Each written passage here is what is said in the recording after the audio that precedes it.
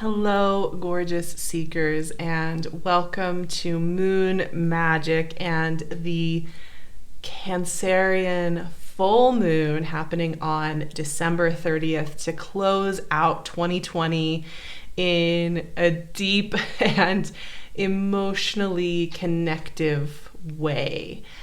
And I'm a big fan of this full moon and the power it has to kind of help us review and culminate and just catch up with ourselves a little bit. Because whenever the moon is home in Cancer, I think it's such a smooth energy, right? It works so well here in helping us reconnect with ourselves and find some peace, and also just feel fully where we are now. And I think especially this full moon, it's coming off of the tail end of eclipse season, of this huge solstice where we had the great conjunction of Saturn and Jupiter moving into Aquarius. I mean, these are huge energies that December has brought with us. So by the time we get to this full moon in Cancer on December 30th, we are probably needing a moment to just incorporate, understand how we've changed, how we've grown.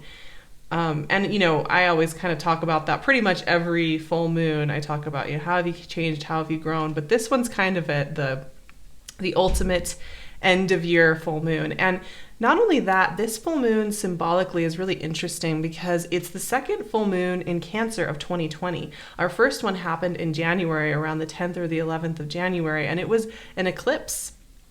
Because at that point, the north node of the moon was still in Cancer, and eclipses were still happening in Cancer and Capricorn. We've moved on now. The north node of the moon is in Gemini, the south node is in Sagittarius, and we just had our eclipses in those signs. So now when we come to this full moon, we're really coming to this Cancerian full moon from a completely different energetic landscape from the one we started the year with the full moon in Cancer in January, right? Now the eclipses are no longer happening in Cancer. The heavy hitting energy that was in its opposing sign of Capricorn has moved on to Aquarius, and we are just taking a moment to really understand where we have come to, right? For me, when we are growing and changing, especially in really intense ways, the waves of understanding happen over and over again. It's never just like one process, right? And I think we've been having waves of understanding through the months. And so this full moon isn't meant to do all the heavy lifting of all the understanding. It's not meant to, you're not supposed to get to December 30th and the end of the year, the calendar year, and be like, okay, I understand all of 2020 and I know who I am and everything's fine. Part of this moon, yes, there's been a lot of endings with eclipse season and a lot of endings with the Great Conjunction and the solstice. But there's also been, as with all endings, it's also a beginning. There's been a huge series of beginnings happening in December. And the kind of beginnings that are not about like a month-long cycle, but are about years ahead and months ahead. So this moon is also speaking to how we find some equilibrium and some softness and some emotional integrity around how we want to integrate into these new beginnings, integrate into these new energetic chapters, and find, our rhythm and our peace within that. So Cancer full moon is hidden magic, right? It's about the behind the scenes. It's not about how we look on the surface. It's not about how we're performing for other people or performing our role or our identity or the outfit we put on, the trappings we put on to perform out in the world, right? Cancer full moon energy, and anytime the moon's moving through Cancer, is a time for us to focus more on the behind the scenes, right? And the magic that we cultivate that is very real, very vivid, and is actually what we carry around with us all day, every day, whether or not we share it with others or not, right? It's something that we cultivate. Full moon in Cancer energy is also about deep self-mothering and deep self-nurturing. And we're not just talking about sometimes the more superficial self-mothering. We're talking about the really deep self-mothering, setting healthy boundaries, making sure we're taking care of our emotional and physical needs, really showing up for ourselves in a very fierce mothering way. So this full moon is asking for all of that to happen. Now, there's one aspect for me that really piqued my interest because the moon is at 8 degrees of Cancer. The sun is at 8 degrees of Capricorn. They're opposing, having this conversation, right? And it's so interesting to be here in Capricorn season. For the last little while, Capricorn season has been heavy. We've had the south node of the moon in Capricorn. We've had Saturn and Jupiter in Capricorn. Last Capricorn season was really heavy hitting with all of those energies. And this year it's a little quiet. The only thing that's left in Capricorn as far as outer planets and heavy hitting energy is Pluto. And suddenly, this opposition that for a while there was just full of lessons and full of noise and full of shifting and learning is now suddenly a place of quiet to reflect and to understand. So first of all, there's that. Then there's this interesting thing happening. So right around the solstice and all the way through to the end of the calendar year, Uranus and Lilith are conjunct in Taurus, and they are very closely sextiling this full moon. Uranus conjunct Lilith. That is a big energy. And in this sextile with the full moon, Lilith is the liberated feminine, right? She's dark feminine, the liberated feminine, the wild feminine. And of course, the moon energy is the nurturing, loving, healing, connective, emotive mother, feminine energy. And when these two are in conversation like this, especially with the revolutionary energy of Uranus amplifying all of it, this is asking you for empowerment in intimacy, empowerment in how you mother yourself, and also, are you allowing your full wild self into your own life? Are you allowing your inner Lilith energy to come on board and revolutionize how you're living your life? So this is a big topic, and it's like one that we're not going to be able to cover all the ground of this very day or even during this full moon. But it is a question to be asking yourself with this sextile. Where do you feel you have to cut yourself off? Where do you feel like you have to perform a certain role, right? Just to get through the day? Where do you feel like you have to kind of make your wild self a little smaller, your authentic self a little smaller? This full moon is going to be asking those questions. It's also going to be asking those questions retrospectively over the course of this year. Where do you feel like you maybe felt you had to squash your wild, and maybe where you feel like you want to liberate it a little bit more? Where have you felt like you have grown into a better understanding of how you want to use your own unique sense of what wild is in your life? So these are questions that you're going to be working with moving forward into this new year. But this moon is really helping us come to some understanding around how we want to shift those pieces and how we want to get clear on liberating the wild feminine, dark feminine within us in a way that is supportive and nurturing to us. There was one final vision that came to me before we pulled a card of this full moon.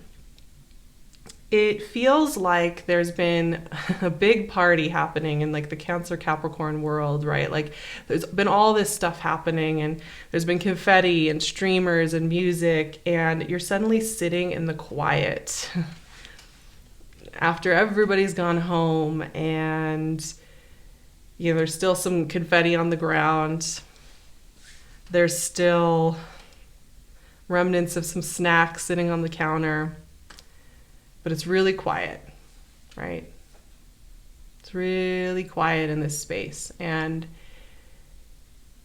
at that party, there were really great connections, like people you really melded with, and people you disagreed with, and you had some conversations with people who had to leave the party early because they had to go somewhere else. there were things you learned, or it was like one of those parties where it was very interconnected, right? And it's over, and you sit there and you think through everything that just happened. And that's how I kind of feel about all the work we did in Capricorn, right? All the work we did in Cancer too, when the North Node was in Cancer. All that we have just explored as we get used to Saturn in Aquarius, as we get used to Jupiter in Aquarius, as we get used to who we've become after these eclipses this year, after these shifts this year.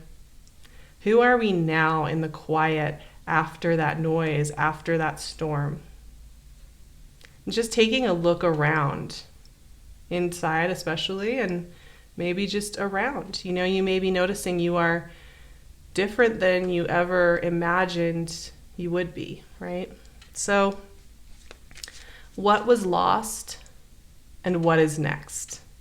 These are two questions that I think will come up throughout this full moon. What was lost? What has gone away? What has transmuted into something else, right? What has left? What has changed shape? It's okay to acknowledge all that has been lost or changed. And what now? What next? That's the other question to always ask with this, right? What do I want to do next? So it's a very reflective moon. It's a really intimate. This is about who you really are deep down, and how you are in your intimate relationships, and how you're letting people in or not. Those bigger, deeper questions. This is not about your public persona, and it's not about your success in the world, and it's not about who you think you need to be starting 2021. This is about the deep intimacy with self, right? With self-mothering, and with the wild within us, the wild creator within us. And it's about our own intimacy with that process and how we connect with it. So it's really coming back home to ourselves as we are now. Not as we wish we were, not as we wish, we hadn't lost this or gone through this or experienced this, but as we are now. How do we find intimacy within that? And this is a really beautiful practice. We will be doing that activation over on my Patreon. For those of you who want a little bit of more guidance on how to incorporate a little bit more of that self-intimacy with yourself as you are now, we will be doing that. 5 of Cups. Let's pull 3 cards today. 5 of Cups. Oh, the card fell. 4 of Pentacles. Yeah, like I said, that question, what was lost, what has gone away, is going to come up with this full moon. This is a full moon that is, like I said, it's like sweeping up after that party. So you're like sweeping up the confetti and you're thinking about everything, and just that reflectiveness that sometimes comes with tidying up after a big party or a big storm or a big transition. And the Tower. Yeah. Okay. We're not messing around with this full moon, are we? The thing is that things have changed, haven't they, this year? From that first full moon in Cancer eclipse at the beginning of the year to now, there is a moment of reflection on that. 5 of Cups for me is a gateway energy. I always say that with this, because it is both the spilled cups and the full cups, right? It is standing between those modalities, acknowledging the grief, acknowledging the process, and also being willing to turn toward the full cups, right? And it's like that in-between phase. And this full moon really represents that. There's also going to be, I think, because there's so much shift that's just happened, and we've just been thrown into really free-spirited Aquarian energy. We've been thrown into an entire new energetic cycle over the next 3 years, as well as the next 20. We're working with very different energy. There's a part of you that may feel like holding on to maybe how you've done things in the past, how you felt security in the past, right? And you may feel really uncomfortable addressing the fact that some of those processes, some of those mechanisms aren't fitting completely anymore. And it doesn't have to always be dramatic. It can be just small things that you're doing that you feel are necessary to keep you safe, and a lot of times it's how we're thinking about our safety that is the deeper question here with Four of Pentacles. And I think it makes sense to feel a little bit of resistance, a little bit of nervousness in letting how much you've changed in, letting your intimacy build with how much you've changed. This Tower card has been very popular in recent months. The last 6 months, I feel like the Tower has shown up for a lot of readings on this channel and in our discussions. And it really is fitting for us stepping into Aquarian energy, to be honest, because when you look at the imagery here in this Rider-Waite deck, it is about the nobility, the ruling class being cast out, right? And Aquarian energy is all about the people. And it's about liberating ourselves from inner dictators and from literal dictators as well, right? So it's a time of liberation on some deep levels. So a lot of us are very intimidated by Tower energy because it requires cracking something open that is unfamiliar. It requires something burning away that is familiar. And all three of these cards are speaking to that a little bit of discomfort, like I said, with the intimacy that comes with getting to know yourself as you are now, and getting to know your life as it is now, and welcoming it. Now, here's the thing. All these cards speak to our nervousness around change, right? These are all the mental, emotional states we have when we're a little worried that we won't be able to handle the shift, that we won't be able to handle how much things have progressed, grown, changed, shifted, But once you let yourself into the intimacy of that conversation, you find that there is a lot to create and work with. There is a lot of beauty and joy in this new garden that you are in. And as with all full moons, the traditional way to work with them is it's about closeout. It is about letting go. It is about releasing. It is about being okay with what we are releasing. And when we follow up with the new moon in Capricorn, we're going to start to do work with the spark, the seed, from this new perspective, right? We are now in a completely new energy. We really are. And it doesn't mean that it's just suddenly everything's fine and everything's fixed and we don't have to still discover and still sit with. But it does mean we're getting used to some new tools and some new ways of doing things. And so there's that part of us that is going away or that is no longer of service to us, that there is a little grief there. There is a little discomfort there. There is a little nervousness there. Can we trust this newest version of ourselves? So this full moon is powerful. Don't get me wrong, it is powerful. But I think the power of it actually is in the quietness of it. It is not making the noise that the eclipses were making, the Great Conjunction was making. It's getting things really, really quiet, almost uncomfortably quiet, so you have to listen in to who you are now. And I think some of us are more intimidated by that than the chaos, right? And then the noise, because at least when there's noise and there's movement, you're doing something. If you're sitting in the quiet, there's no getting around the fact that maybe your desires have changed. Maybe your friendships have changed. Maybe your sense of what you consider community has changed, or what you consider fulfilling creativity and play has changed. Many of these things will be there with you. Powerful times. Like I said, we will be doing more with how to develop that intimacy with the new self in the Patreon discussion. You can also find me on my website and my Instagram. I'll leave all of the links so you know where to find me below. You can find PinkLune's gorgeous jewelry on her Etsy shop. She always has something beautiful going on. So I'll leave her link below as well. I will see you all for the new moon in Capricorn coming up very soon. I hope you have a beautiful full moon in Cancer. It's one of my favorite energies in the world, super meaningful to me. So I hope you have a beautiful moon, and I will talk to you very soon. And Happy New Year as well.